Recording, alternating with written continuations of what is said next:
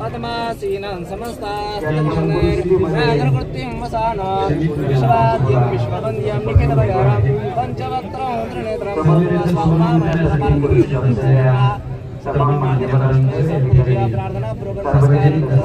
सद्गुरुनाथदेवताभ्यो नमः। मृत्युंजयाय रुद्राय नीलकंठाय शाम्भवे हरणीं सुवर्णरजतसंध्यावेदो नमः। रामावजातवेदो लक्ष्मीं नमामिने यस्यां शिवमरुषाणः अश्वपूर्वारदम्यानादप्रणोदिने प्रियदेवे मुभयवैष्णमादेवी सदां कांसोऽस्यामिरणीयप्राकारामार्तानिषदे कृताशरेदे वडे सदां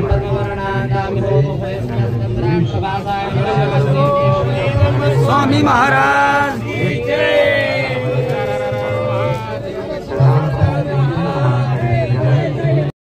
जय हो, अधर्म का नाश हो, प्राणियों में सद्भावना हो, विश्व का कल्याण हो, गौ माता की जय हो, गोहत्या बंद हो, भारत अखंड हो।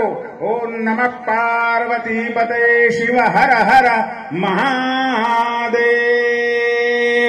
सनातन वैदिक हिंदू धर्म की, भारत माता की, छत्रपति शिवाजी महाराज की, पुण्यश्लोक अहिल्या देवी की, सब संतन की, आज के आनंद की। जय जय रघुवीर समर्थ, जय श्रीराम। सर्व पदाधिकाऱ्यांनी महाराजांच्या पाठीमागे जाऊन उभा राहावं। एसडीओ मॅडमला अशी विनंती करतो की त्यांनी, तहसीलदार मॅडम आणि एसडीओ मॅडमना अशी विनंती करतो की दसरा समितीतर्फे 51,000 चेक त्यांनी स्वीकारावा। या ठिकाणी मुख्यमंत्री सहायता निधीसाठी सार्वजनिक दसरा महोत्सव समिती अहमदपूरच्या वतीनं समितीच्या वतीनं 51,000 रुपयाचा धनादेश उपजिल्हाधिकारी आदरणीय मंजुषाताई लटपटे मॅडम यांच्या हस्ते देण्यात येणार आहे। तहसीलदार मॅडम आदरणीय उज्ज्वलाताई पांगरकर मॅडम यांनाही विनंती करतो आपण व्यासपीठावर जायचे। दसरा महोत्सव समितीचे मार्गदर्शक आदरणीय डॉक्टर अशोक सांगवीकर साहेब, सर्व मार्गदर्शकांना विनंती आहे आपण व्यासपीठावर जायचे। अध्यक्ष आदरणीय साईनाथ बालासाहेब पाटील, सचिव आदरणीय संगम पाटील, कोषाध्यक्ष संतोष निटोरे, सन्माननीय सूरज भंडे पाटील, सन्माननीय दादासाहेब उडगे, सर्व मार्गदर्शकांना विनंती आहे की आपण 51,000 रुपयाचा चेक मुख्यमंत्री निधीसाठी देतो आहोत। तर म्हणजे आतापर्यंत 2 तप झालं, हा दसरा महोत्सव चालू आहे, परंतु 51,000 रुपयाची देणगी या शेतकरी बांधवांना देण्याचं कधीही कामाच्या दसरा महोत्सव समितीने केलं नव्हतं। पण यांच्यासाठी एकदा जोरदार टाळ्या आपण वाजवल्या पाहिजेत। अतिशय सुंदर आणि सकारात्मक अशा स्वरूपाचं काम आमच्या या टीमने केलेलं आहे, म्हणून सबंध अहमदपूरकरांच्या वतीनं त्यांचं मनपूर्वक हार्दिक स्वागत करतो। सीओ साहेब आदरणीय संतोषजी लोमटे साहेब यांनाही विनंती करतो आपण व्यासपीठावर जायचंय। डॉक्टर अशोक सांगवीकर, ओमभाऊ पुणे, सूर्यकांत पापडिया, माधवराव पुणे, प्राध्यापक विश्वंभर स्वामी, राजकुमार कल्याणी, गोविंद गिरी, दयानंद घाटोळ, अभय विरकंगे, शिवकुमार उडगे, बालाजी पाटील, पप्पू येवरगे, विकास महाजन, शैलेश जाधव, दयानंद पाटील, राजकुमार गाडवे, दत्ता गोरे, गजानन गंगखडे, राम पाटील, सुभाष मुंडे, अजिंक्य सामे या सर्व मार्गदर्शक मंडळींना विनंती आहे की आपण हा धनादेश देत असताना व्यासपीठावर यायचे।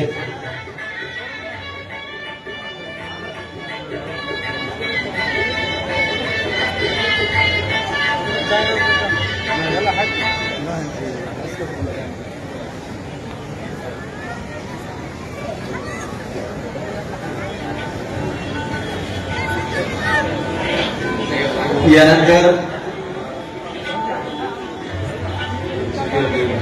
यानंतर देणगीदारांचा सत्कार होईल.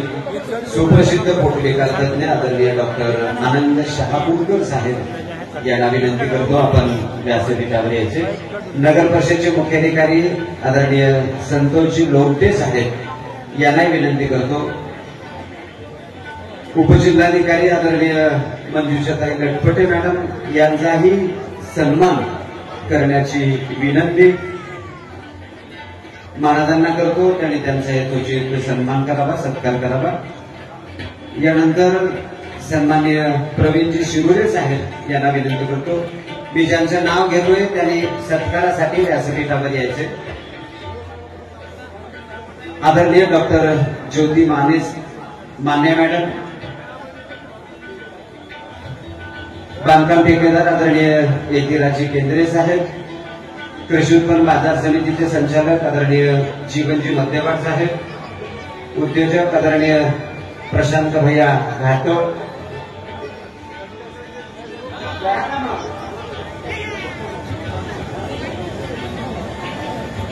ओरियनचे संचालक युवा उद्योजक सन्माननीय राहुल भैया घाटोळ, लक्ष्मी फर्निचरचे मालक, ओम गॅस एजन्सीचे संचालक सन्माननीय महेशजी खंडागळे साहेब, बांधकाम ठेकेदार सन्माननीय महेशजी याचवाड साहेब, पार्लेजीचे सन्माननीय झलकर साहेब, दसरा महोत्सवासाठी ज्यांची स्मृतिचिन्हासाठी अनमोल अशा स्वरूपाची मदत आहे ते उद्योजक सन्माननीय अभिलाषजी ओकर्णा साहेब यांना विनंती करतो आपण सत्कारासाठी व्यासपीठावर यायचे. समर्थ पब्लिक स्कूलचे संचालक सन्माननीय प्राध्यापक हरिराम जगताप, प्राध्यापक जयपाल फुलमंडे, सन्माननीय कुलकर्णी सर, या तिघांनाही विनंती आहे की आपण सत्कारासाठी व्यासपीठावर यायचे. केबीलचे संचालक आदरणीय Gyanoba Bhosale, Iyengar bakery, Krishna Rajasthani bakery, Maruti sweet mart, बालरोग तज्ञ आदरणीय डॉक्टर चौंडे साहेब, सन्माननीय सदाभाऊ सोमोसी, सन्माननीय सचिनजी रेड्डी, सन्माननीय जीवनरावजी कापसे, सन्माननीय सावंतजी कदम, सन्माननीय गजानन माने, सोनोग्राफी तज्ञ डॉक्टर भाग्यश्री अलमटे, सन्माननीय प्रदीपजी फुलसे, महाराष्ट्र नागरी सहकारी बँकेचे शाखा व्यवस्थापक, जनता सहकारी बँकेचे शाखा व्यवस्थापक, बुलढाणा अर्बन बँकेचे शाखा व्यवस्थापक, प्रेम सांगर, संजय चितगुवार, राघवेंद्र शुगर शॉपीचे सन्माननीय राहुल गादेदार, उपविभागीय पोलीस अधिकारी आदरणीय अरविंदजी रायबोले साहेब, 5 लाख तक का लोन ट्रू बैलेंस त्यांचा सत्कार करण्याची विनंती. परमपूज्य आचार्य गुरुराज स्वामी यांना विनंती करतो की त्यांनी त्यांचा यथोचित सन्मान करावा. उपविभागीय पोलीस अधिकारी आदरणीय अरविंदजी रायबोले साहेब यांचा सन्मान करण्याची विनंती आचार्य गुरुराज स्वामी यांना करतो. राघवेंद्र सुपर शॉपीचे संचालक सन्माननीय राहुल भैया गादेवा,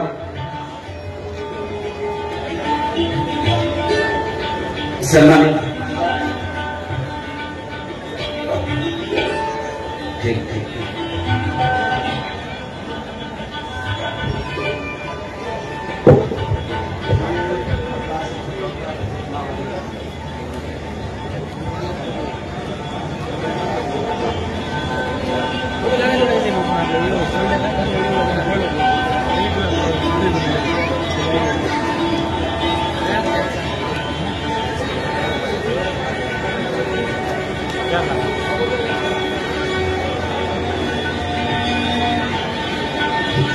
या ठिकाणी आशीर्वचनपर मार्गदर्शन करण्यासाठी परमपूज्य राजशेखर गुरु शिवलिंग शिवाचार्य महाराज यांना मी विनंती करतो की आपण आशीर्वचनपर मार्गदर्शन करावं.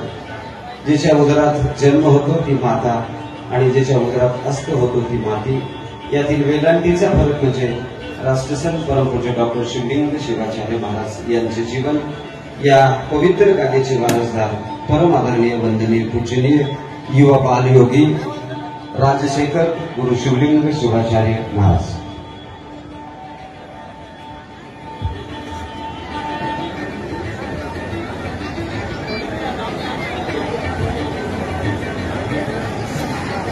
ब्रह्मानन्दं परमसुखदं केवलं ज्ञानमूर्तिं द्वन्द्वातीतं गगनसदृशं तत्त्वमस्याधिलक्ष्यम् एकं नित्यं विमलमचलं सर्वधी साक्ष्यभूतं भावातीतं त्रिगुणरहितं श्रीगुरुं तन्नमामि.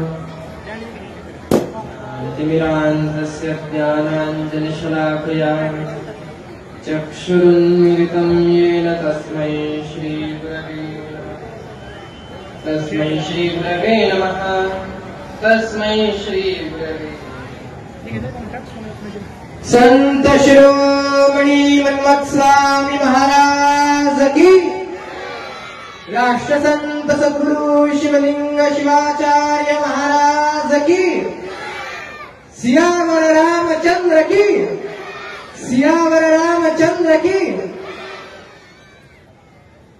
सर्वप्रथम भगवती राजेश्वरीच्या या पुण्य आणि पावन नगरीमध्ये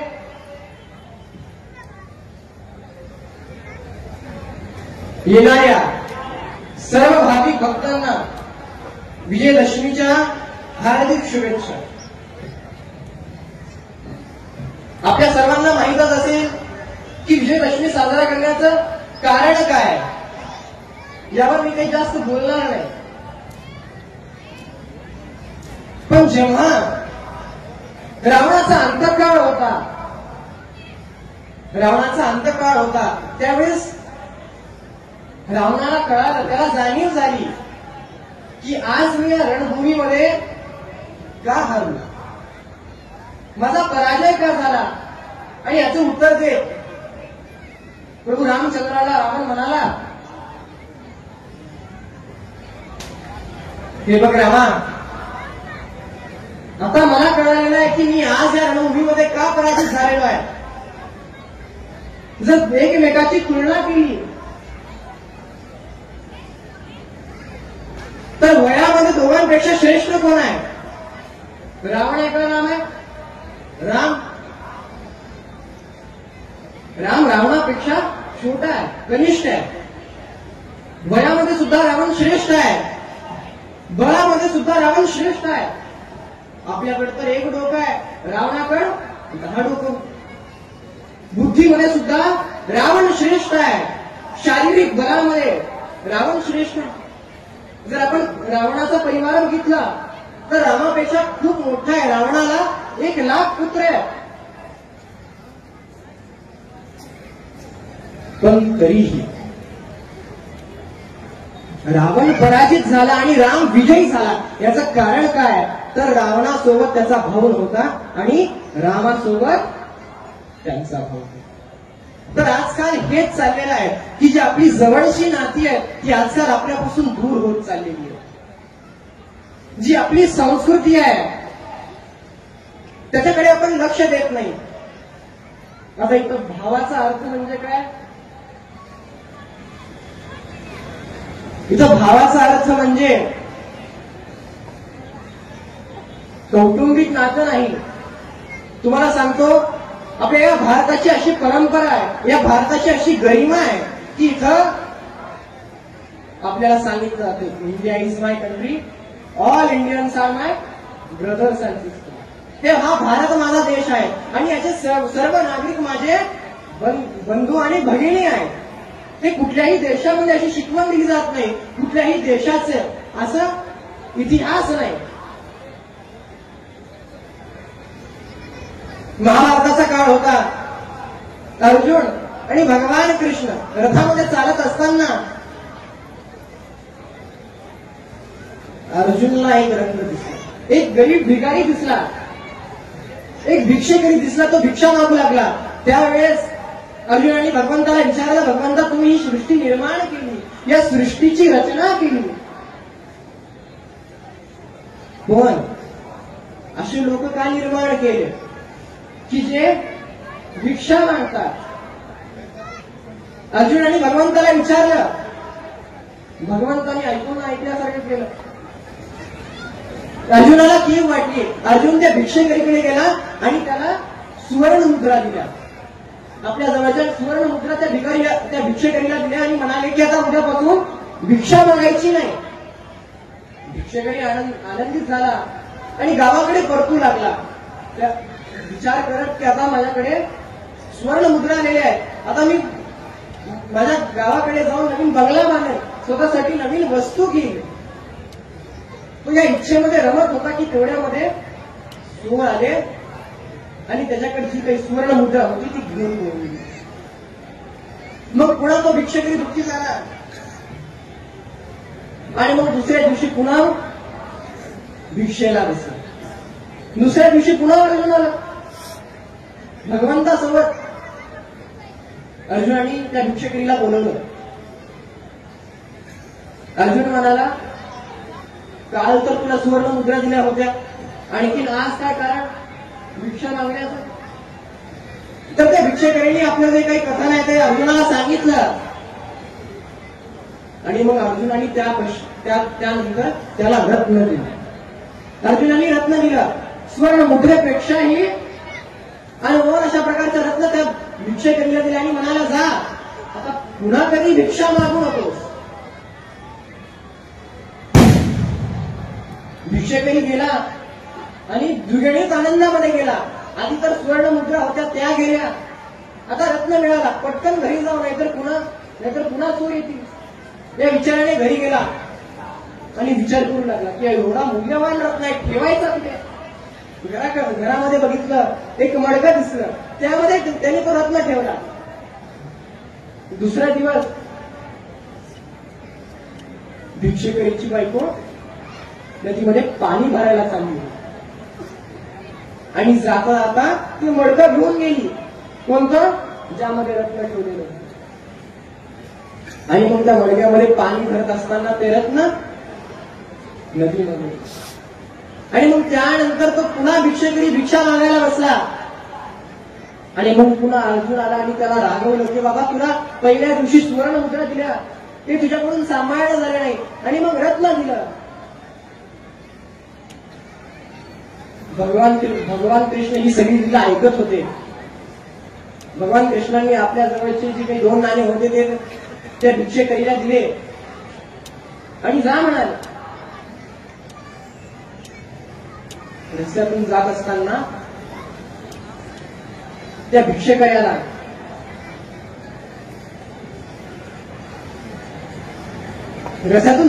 त्या भिक्षेकऱ्याला एक महिला मासे विकत असताना भेटली आणि त्यामधली एक माशी तडफडत होती. त्याने विचार केला की बाबा हे दोन पैसे माझ्या कामाचे नाही, पण या पैशातून कुणाचा तरी जीव वाचू शकतो. त्याकरिता जे काही पैसे होते त्यांनी त्या मासेकऱ्याला दिले आणि ती माशी विकत घेतली. आणि विचार होता की त्याला नदीमध्ये सोडायचं, त्या माशाला नदीमध्ये सोडायचं, त्याला जीवनदान द्यायचं.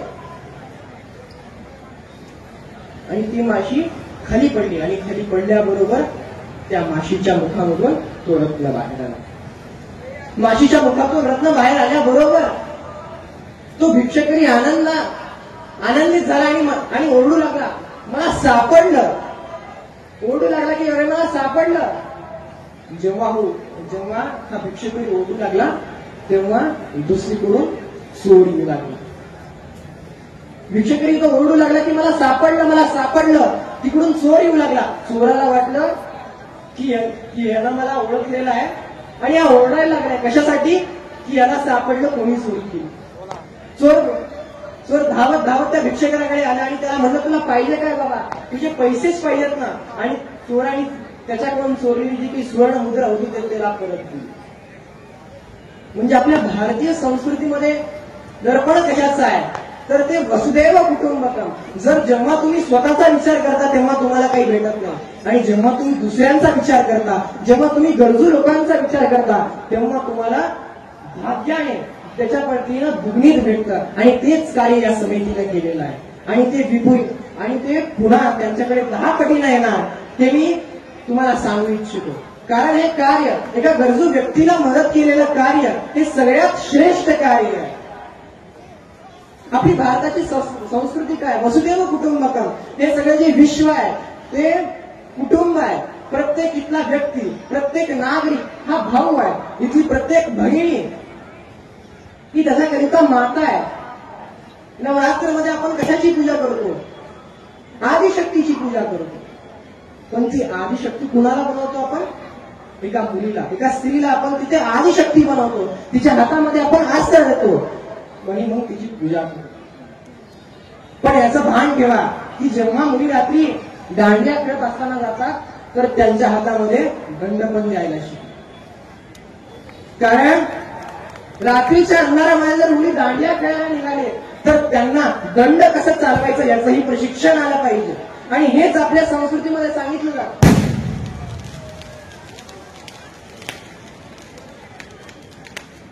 आपल्या भारतभूमीमध्ये, आपल्या भारतवर्षामध्ये फार मोठा इतिहास आहे, फार मोठी गरिमा आहे.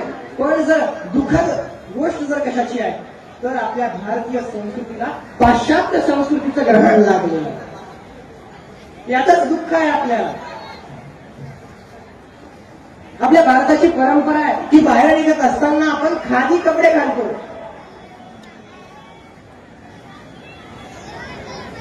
जर कुठे बाहेर जायचं असेल तर आपण कुर्ता आणि धोती घालतो. पण आजकाल काळ बदललेला आहे, पाश्चात्य संस्कृतीचं अनुकरण चाललेलं आहे. पण हे लक्षात ठेवा, सूर्याला जरी ग्रहण लागला तर ते जास्त काळपर्यंत टिकू शकणार नाही. आजचं उदाहरण घ्या. आम्ही रात्री आलो 2 वाजता आणि सकाळी दुर्गा दौड होती. तर त्यावेळेस आम्ही बघितलं की जे नवे युवक आहेत, जी युवा पिढी आहे, ते आपल्या धर्माच्या रक्षणाकरिता तटस्थ आहे. आणि म्हणून प्रत्येकाच्या हातामध्ये शस्त्र कशाकरिता तर धर्म रक्षणासाठी. धर्म एव हातो हांती धर्म रक्षती रक्षिता, त्याच्याकरिता. तुम्हाला सांगतो, आपल्या या भारतभूमीवर अनेक जणांचे अत्याचार झाले. पण जी भारतभूमी आहे, जी भारतमा आहे, ती सर्वांना शरणागती दिलेली आहे. जर आपण उदाहरण घेतलं मोहम्मद अहमद शाह अब्दाली, ज्याच्यावरून आपल्या अहमदपूरचं नाव नंतर बदलण्यात आलं, अहमद शाह अब्दाली, त्याने सुद्धा आपल्या जी हिंदूची धर्म संस्कृती आहे, जी हिंदूचे केंद्र आहे, जी आपली मंदिर आहेत, त्यांना ओळखला जातो अहमद शाह अब्दालीच्या नावाने. पण आपली परंपरा काय, आपला इतिहास काय, याचा विसर पडता कामा नये. आपल्या ऋषीमुनींनी, आपल्या संतांनी अनेक त्यागापासून अनेक बलिदान दिले आणि त्याच्यानंतर आपली जी संस्कृती आहे त्याचं रक्षण घडलं. याचं उदाहरण देत असताना कालच माननीय प्रधानमंत्री, माननीय मोदी साहेबांनी आरएसएसच्या कार्यामुळे 100 रुपयाचा बंगला जाहीर केला.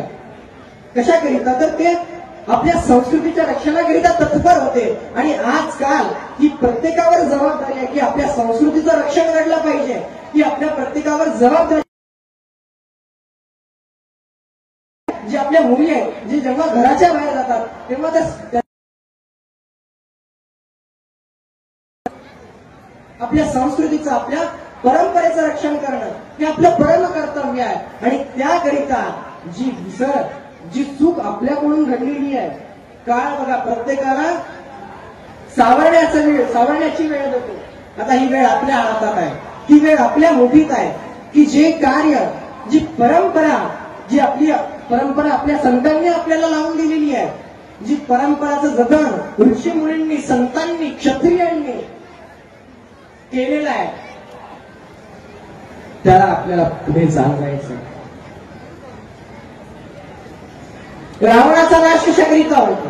कारण जे आपण चुका करतो ते चुका पुन्हा होऊ नये आणि त्या चुका जे झाल्या त्यांच्यामध्ये सुधार व्हावा, त्याकरिता आपण रावणाचा नाश करतो.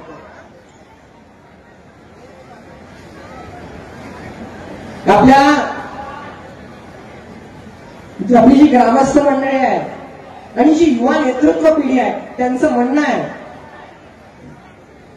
की जो आपला हा जो ग्राम आहे त्याचं नामकरण राजूर केलं पाहिजे. तुम्ही सहमत आहात का? तुम्ही सहमत आहात का? जर तुम्ही सहमत आहात तर एकदा जोरात घोषणा करा, संत श्री शिरोमणी मन्मथ स्वामी महाराज की, राष्ट्रसंत सद्गुरु शिवलिंग शिवाचार्य महाराज की जय श्रीराम. तुमच्या आवाजावरून तुमच्या भावना कळाल्या आणि तुम्ही चिंता करू नका. ही जी तुमची भावना आहे ती लवकरच पूर्ण होणार आहे. पण आजकाल फक्त फोनवर पोस्ट टाकल्यानं चालत नाही. असं चालतं का? प्रत्येकाला आपल्याकडून जेवढे काही होईल तेवढं आपल्याला सहकार्य करायचं आहे. कारण जर आज आपण उभे राहिलो नाही, जर आज आपण सशक्तपणे पुढाकार घेतला नाही तर पुन्हा कुठली तरी पाश्चात्य संस्कृती आपल्या संस्कृतीवर राज्य करेल. तुम्हाला सांगतो,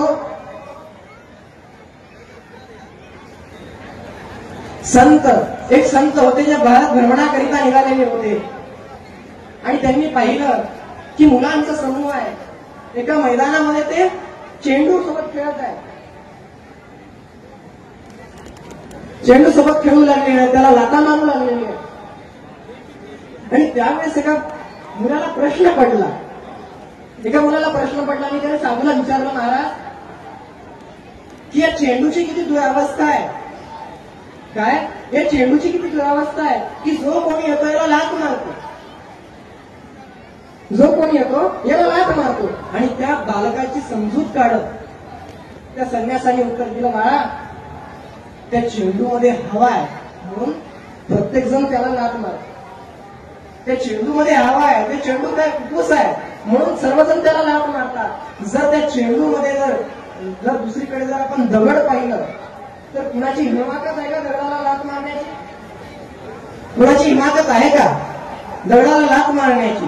तर त्याप्रमाणे जर आपण सशक्त राहू, जर आपण खंबीर राहू, जर आपलं नेतृत्व, आपलं समर्पण आपल्या धर्माप्रती, आपल्या संप्रदायाप्रती, आपल्या परंपरेप्रती जर असलं तर कोणी अफजलशाह येणार नाही, कोणी मुल्ला येणार नाही आपल्या संस्कृतीवर बोट दाखवणारा. तर आपल्याला सज्ज व्हायचं आहे आणि आपल्या संस्कृतीकरिता, आपल्या राष्ट्राकरिता आणि आपल्या धर्माकरिता समर्पित भावनेनं कार्य करायचं आहे. आणि एक दिवस आपल्या या भारत देशाचं नाव संपूर्ण विश्वामध्ये उन्नतीच्या पथावर न्यायचं आहे. एवढीच मी घडलेली सेवा राष्ट्रसंतांच्या चरणी समर्पित करून तुमच्यात विराजमान असलेल्या त्यानंत कोटी ब्रह्मांड नायक शिव प्रभूला कोटी कोटी वंदन समर्पित करतो. ओम शांती शांती.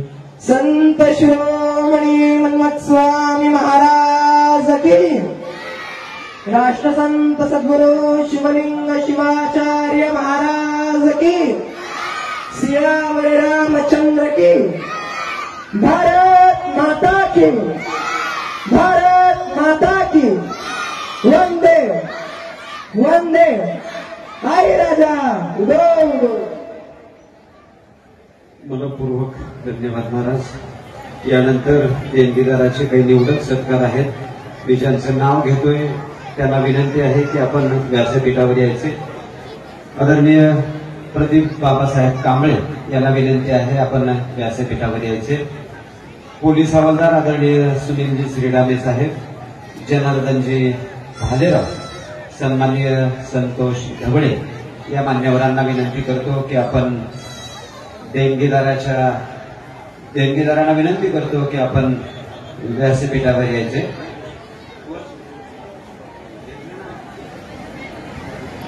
यानंतर हा सोहळा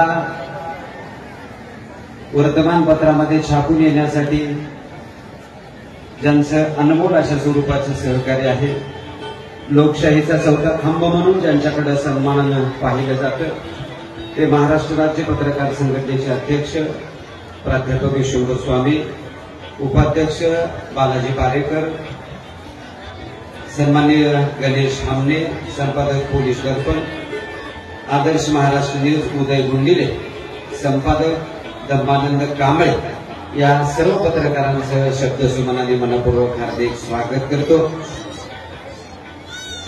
लोकमतचे सन्माननीय सलीम सय्यद, पुण्यनगरीचे चंद्रकांत शिंदे, सकाळचे प्राध्यापक रत्नाकर नळेगावकर, एकमतचे रविकांत क्षेत्रफळे, दैनिक सामनाचे वसंत पवार, तरुण भारतचे सुरेश दबीर, नवराष्ट्राचे सुदर्शन हमने, लोकपत्राचे दिनकर मध्यवार, पत्रकार सन्माननीय अजय भालेराव, पत्रकार तथा कविमित्र सन्माननीय प्राध्यापक अनिल चवळे, आयुब शेख, बाबासाहेब वाघमारे, बालाजी काळे, गोविंद काळे, बलबीर पवार, संदीप गुंडरे, प्राध्यापक डॉक्टर बालाजी कारामुंगीकर, महादेव खळुरे, सन्माननीय मेघराज गायकवाड, आवाज बहुजनाचे संपादक शिवाजीराव गायकवाड, पुढारीचे नरसिंग सांगवीकर, नजीब पठाण, प्राध्यापक दिलीप भालेराव, महादेव महाजन, अस्कर शेख, राजेश्वर कल्याणी, प्राध्यापक सादिक शेख, सर्वदे धर्मपाल, शेख फिरोज, सोमवार हनुमन या सर्व पत्रकार मित्रांचं शब्दसुमनाने मनपूर्वक हार्दिक स्वागत.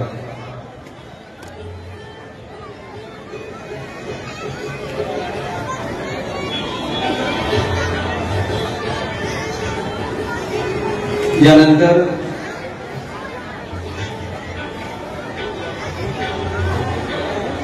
भक्ती स्थळाचे प्रमुख परमपूज्य आचार्य गुरुराज स्वामी यांना मी विनंती करतो की आपण आशीर्वचन मार्गदर्शन करावं. स्वतःसाठी मागितली जाते ती भीक, परिवारासाठी मागितली जाते ती भिक्षा, समाजासाठी मागितले जाते ते दान आणि संबंध मानवाच्या कल्याणाकरिता मागितलं जातं ते वसायदान. आणि म्हणून आदरणीय प्रातस्मरणीय गुरुवर्य आचार्य गुरुराज स्वामी महाराज यांना मी विनंती करतो की आपण आशीर्वचन करून मार्गदर्शन करावं. परमपूज्य आचार्य गुरुराज स्वामी.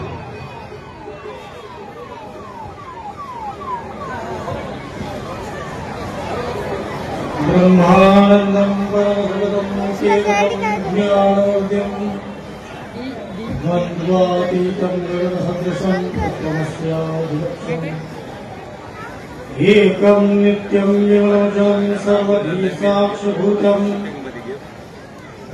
भावातीतं त्रिगुणरहितं श्रीगुरुं तं नमामि.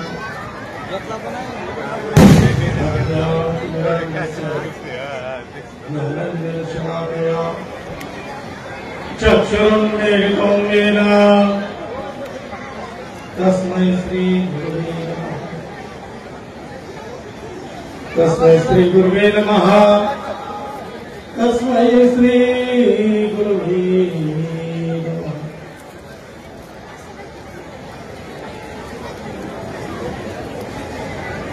हमारे लाईट कमी जास्त करण्यामध्ये आमचे बरं कुठलं आहे. आजचा दिवस संस्कृती आणि संस्काराचा दिवस.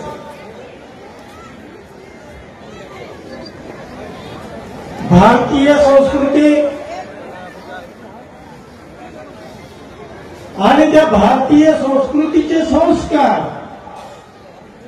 जे मानवी जीवनाला परिपूर्ण करणारे,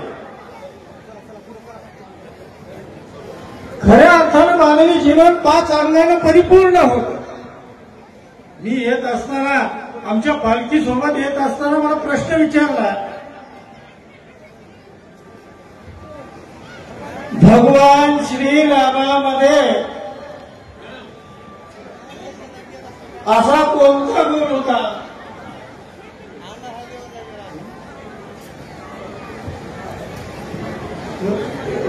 या ठिकाणी या सोहळ्यासाठी महाराष्ट्र राज्याचे सहकार मंत्री तथा गोंदिया जिल्ह्याचे पालकमंत्री, अहमदपूरचे भूमिपुत्र सन्माननीय नामदार बाबासाहेबजी पाटील साहेब यांच्या सार्वजनिक दसरा महोत्सव समितीचे अध्यक्ष सन्माननीय साईनाथ भैया पाटील यांना विनंती करतो की त्यांनी नामदार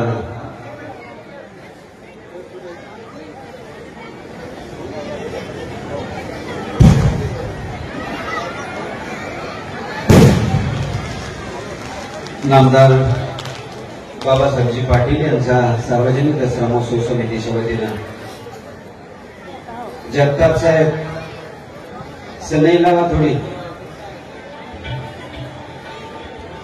नामदार बाबासाहेब पाटील यांचा यथोचित अशा स्वरूपाचा सन्मान होतो.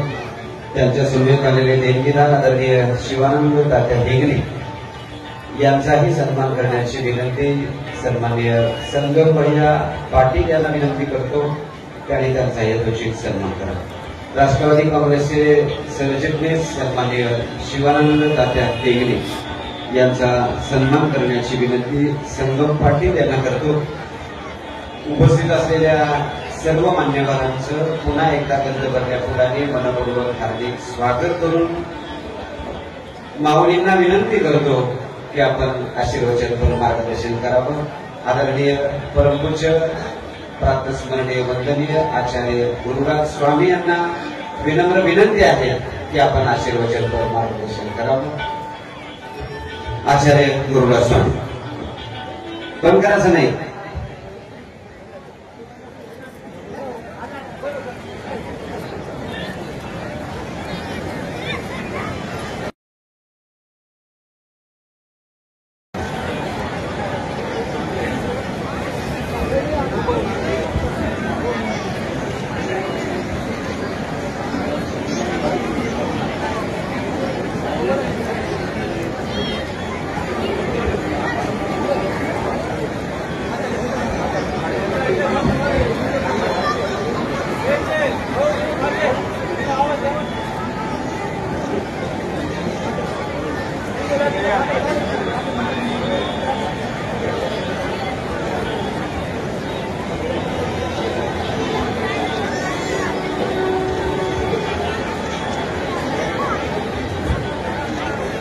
आचार्य गुरुराज स्वामी यांना विनंती आहे की आपण आशीर्वचनपर मार्गदर्शन करावं.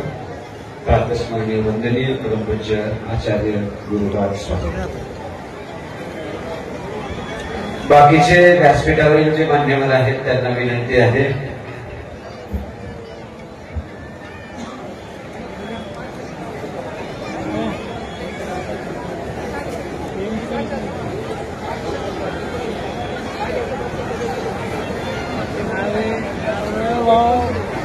आजचा दिवस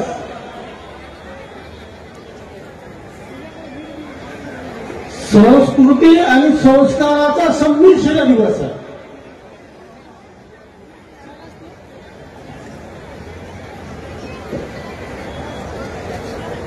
सदाचारेण पूज्यते.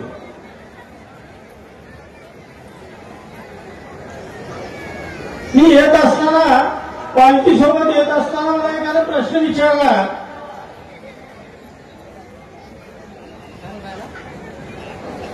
भगवान श्रीरामामध्ये असे कोणते गुण होते ज्याच्यामुळं सतत सतत सतत सतत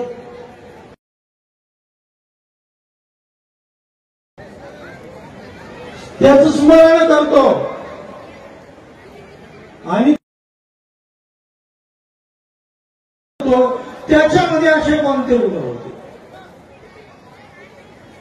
विषय रावणदहनाचा आला की भगवान श्रीराम प्रभू आले.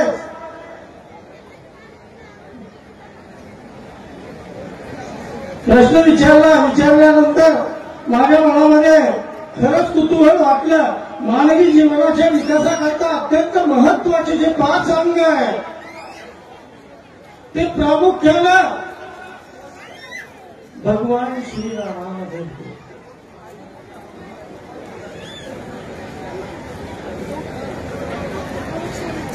अत्यंत महत्वाची बाब आहे. आमच्या जीवनाच्या उत्कर्षाकरता, विकासाकरता, समृद्धीकरता आम्हाला इथून घेऊन काय जायचंय आणि इथे आलो कशा करता आणि हा एवढा आटापिटा 25 वर्षापासून केला कशा करता. आमचे ओम पुण्य असतील, गोविंदगिरी असतील, दादा उडगे असतील, रामलिंग दत्तापुरे असतील, आमचे डॉक्टर साहेब ते प्रमुखच होते. हा आटापिटा केला कशा करता तर आम्हाला आमच्या संस्काराच्या सोबतच आमच्या संस्कृती 5 अंगाने परिपूर्ण होते. पुत्र म्हणून परिपूर्ण, पती म्हणून परिपूर्ण, भाऊ म्हणून परिपूर्ण,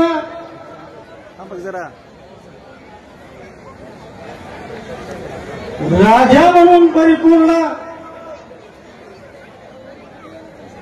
आणि एक सगळ्यात महत्वाची गोष्ट सदाचाराने युक्त म्हणून परिपूर्ण. सदाचारेण पूज्यते. या पाचही अंगाने ज्या वेळेला व्यक्ती परिपूर्ण होतो. आता आम्ही बऱ्याच वेळेला आम्ही ऐकलं की ज्या वेळेला रावणाचं नाव घेतलं जातं त्यावेळेला आम्ही त्याला काय म्हणतो दशानन. ज्याला 10 तोंड आहेत असा तो कोण?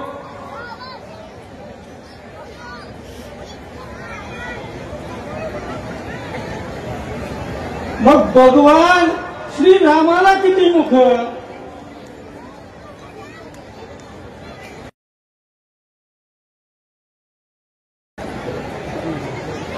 किती मुख?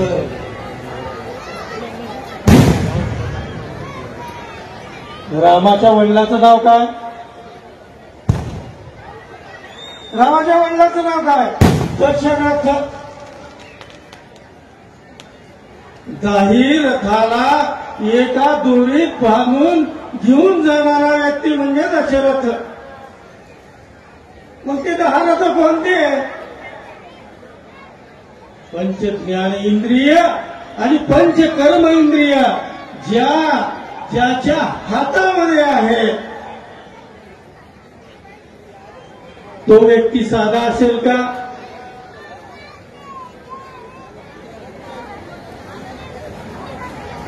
आणि त्या व्यक्तीचा पुत्र साधा असेल का? मुळी बाप होता ज्ञानी म्हणूनही लागलो नाही. मानवी जीवनाकरता आणि राष्ट्र विकासाकरता सुद्धा 5 महत्वाच्याच बाबी सांगितले.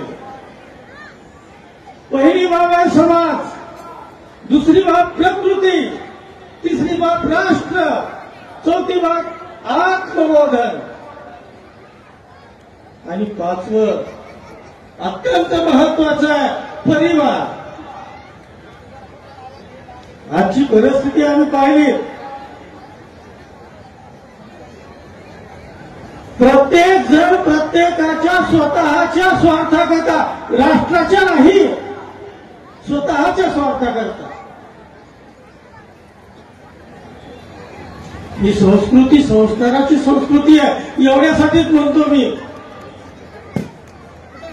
इथं येणारा प्रत्येक व्यक्ती कोणी लिंगायत असेल, कोणी मराठा असेल, कोणी धनगर असेल, कोणी हक्कर असेल, कोणी वंजारी असेल, कोणी रेड्डी असेल,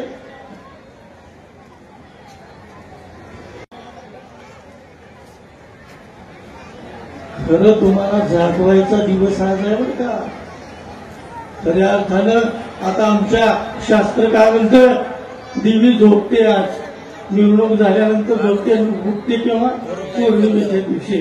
कोजागृती. आमचं काम आहे झोपण्याच्या अगोदरच जागी व्हावं. आतापर्यंत आमच्यावर जे आक्रमण झाले ते फक्त आमचं विघटन झाल्यामुळे झाले. आम्ही वेगळे पडलो.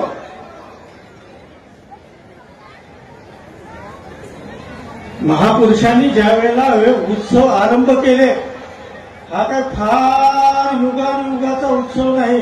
आमच्यासारखे महाराज लोक त्यावेळेला दिवे बसवत होते, प्रत्येकाच्या घरामध्ये घट पुजला जात होता, सगळं काही होत होतं. पण ज्या वेळेला बाहेर मूर्ती बसवण्यात आली त्याच्या मागचं कारण काय माहितीये का? लोकांनी टिळकांनी गणेशोत्सव साजरा केला कशाकरता? सर्व धर्माचे, सर्व पंथाचे, सर्व जातीचे लोक एकत्रित येऊन त्याच्यासोबत राष्ट्र संरक्षण झालं, समाज उन्नती झाली पाहिजे आणि प्रकृती स्थिरावली पाहिजे. खरं तर देवाचे आमच्यावर किती उपकार आहे. तुमच्या ग्रुपची चर्चा होणंच आहे. देव आम्हाला जाग दाखवायला निघालेला.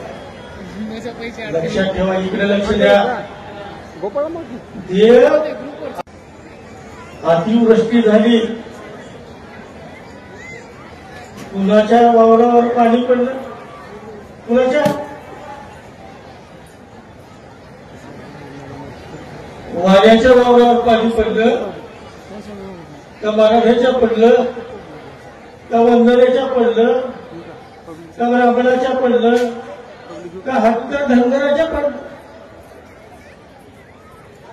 कुणाच्या पडलं वरून पाणी टाकत असताना भगवंताने विचार केला नाही अरे उठा जागेवा आणि आम्हाला आमचा धर्म सांगितला अरे वेड्यानो आमचा धर्म काय विपदा निर्माण झाली हजारो शेतकरी रस्त्यावर आले आमचं बी आज 10 एकर शेत आहे 10 एकरला साहेब गड्याची पगार देऊ शकत नाही आम्ही आमची परंपरा दक्षिणा घ्यायची नाही म्हणून सांगतो 10 एकर वाहून गेले तो पडत असताना त्यांनी सांगितलं अरे उठा जागी व्हा आमचा धर्म काय आमची जात काय आमचं कुळ काय आम्हाला करायचं काय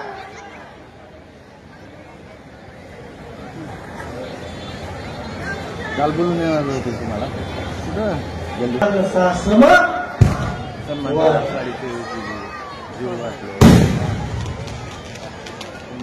खऱ्या अर्थानं देवालाही जात नाही देवी कोणत्या जातीची आहे देवी कोणत्या जातीची आहे आई जगदंबा वाण्याची आहे ब्राह्मणाची आहे मराठ्याची आहे कुणाची आहे देवाला जात नाही देवाला धर्म नाही देवाला पंथ नाही देवाकडं आम्ही ज्या वेळेला जातो त्यावेळी काय केलं प्रत्येक जातीची देवी झाली आता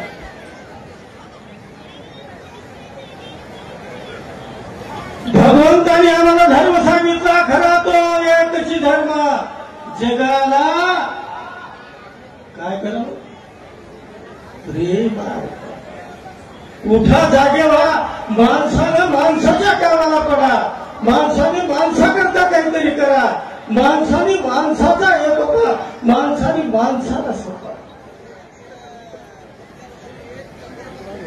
सरकार अडचणीत हजारो लोकांचे लाखो एकर करोडो एकर जमीन आहे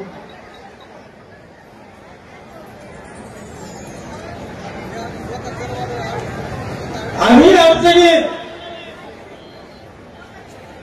होणारं सोयाबीन सुद्धा आमच्या हाताला लागलं नाही जाग्यावर आमच्या तर शेतामध्ये सोयाबीन राहिलं नाही महाराज माती सुद्धा राहिली नाही बाबा आमची शेत मॅडम तेवढा पंचनामा करून घ्या कर सुद्धा मातीचा सिद्ध करायचा उठा जागे व्हा ही वेळ आहे खऱ्या अर्थानं सर्वशक्ती कलियुगे कशाला म्हणतात ही दाखवण्याची वेळ आहे आणि म्हणून हा दिवस आहे आणि म्हणून या संयोजक मंडळाला तुम्हाला उठा जागे व्हा सोनं देताना आणि घेताना ज्या वेळेला अडचण निर्माण होते महाराज देवाने विचार केला सगळ्याला अडचणीत एकदाच जर आणलं तर सगळेजण आपोआपच नीट होते भगवंताने विचार केला अतिवृष्टी झाली उठा जागे व्हा म्हणून सांगितलं जागं केलं आता काम तुमचं आमचं आहे जाग होऊन मार्गाने नीट चालायचंय का पुन्हा अजून त्या फेऱ्यामध्ये अडकायचं म्हणून म्हणतो हा उत्सव संस्कृती आणि संस्काराचा उत्सव आहे आमच्या संस्कृतीने जो संस्कार दिला तो संस्कार मानवी जीवनाचा तो संस्कार मानव धर्माचा आता आमचे महाराज आहेत विद्वान आहेत खूप अभ्यास आहे त्यांना मी विचारतो कोणत्या वेदानं सांगितलं कोणता धर्म म्हणून सांगितलं का कुठं वेदामध्ये लिहिलं का अमुक धर्म म्हणून कारण धर्माची परिभाषा करत असताना आचार्यांनी धर्म काय सांगितला अहिंसा सत्य अस्तेय ब्रह्मचर्य दया क्षमा पूजा जप तपो ध्यानम इति धर्मस्य संग्रह याप्रमाणे धर्माचा उत्सव आणि या उत्सवातून आम्हाला बंधुत्वाचा समत्वाचा संदेश घेऊन त्या 10 मुखात जो रावण खात होता ती न खाऊ देण्याकरता दशरथाने तिचा हातोऱ्या धरल्या. काम दो भारत माता की, भारत माता की, वंदे वंदे.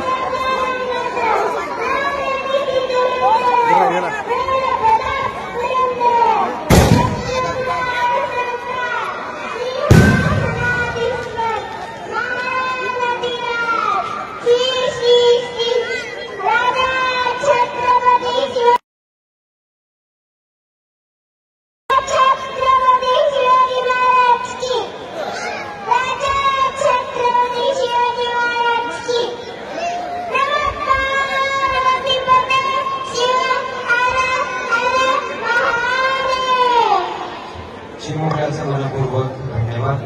आता यानंतर आपल्याला एम ए पटेल छायास्वत सोलापूर सिद्धेश्वर यात्रा सोलापूर 36 वर्षापासून त्यांनी सर्वप्रथम यात्रा मिळवलेला आहे.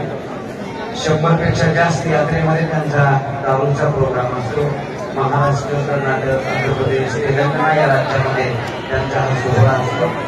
सर्वप्रथम दसरा महोत्सव मंडळाचे मार्गदर्शक पदाधिकारी यांना विनंती आहे, आतिषबाजीला आपण आरंभ करायचा. दसरा महोत्सव ची आतिषबाजी या ठिकाणी आरंभ झालेली आहे. सर्वप्रथम दसरा महोत्सव काही मान्यवरांचा सत्कार राहिलेला आहे. ॲडव्होकेट भारतभूषण पाटील, माननीय गाडगे सर, माननीय जीवनराव कापसे सर या सर्व मान्यवरांना विनंती करतो त्यावर सत्कारासाठी व्यासपीठावर यायचे. दसरा महोत्सव यानंतर दुसरा आहे डिस्को चक्र, दुसरा आहे डिस्को चक्र, त्यानंतर झुंबर,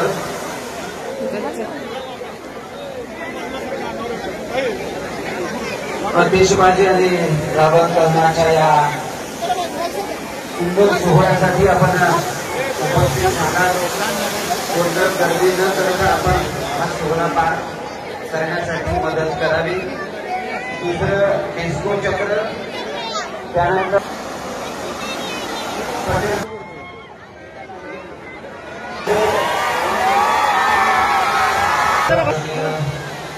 शिवाजीराव साहेब,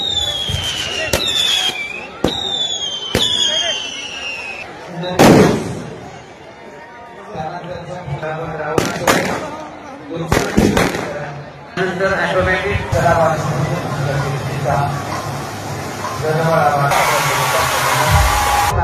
या सर्व गोष्टी या महात्मा गांधी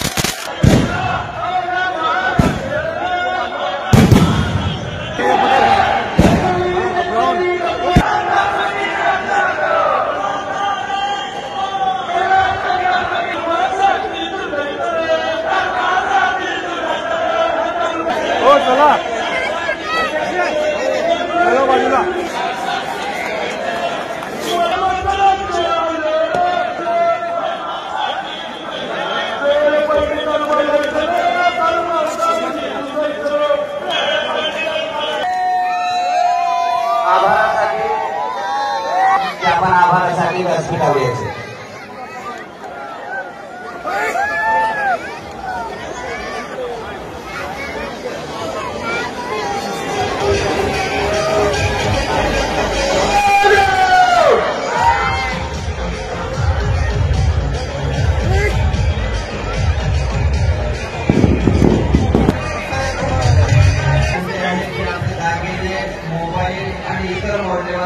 सार्वजनिक दसरा महोत्सव समितीच्या वतीने आपली 50,000 रुपये त्याच्यामधून देण्यात आलेली आहे आणि त्यानंतर पुरुष मंडळ आवाज बहुजनांचा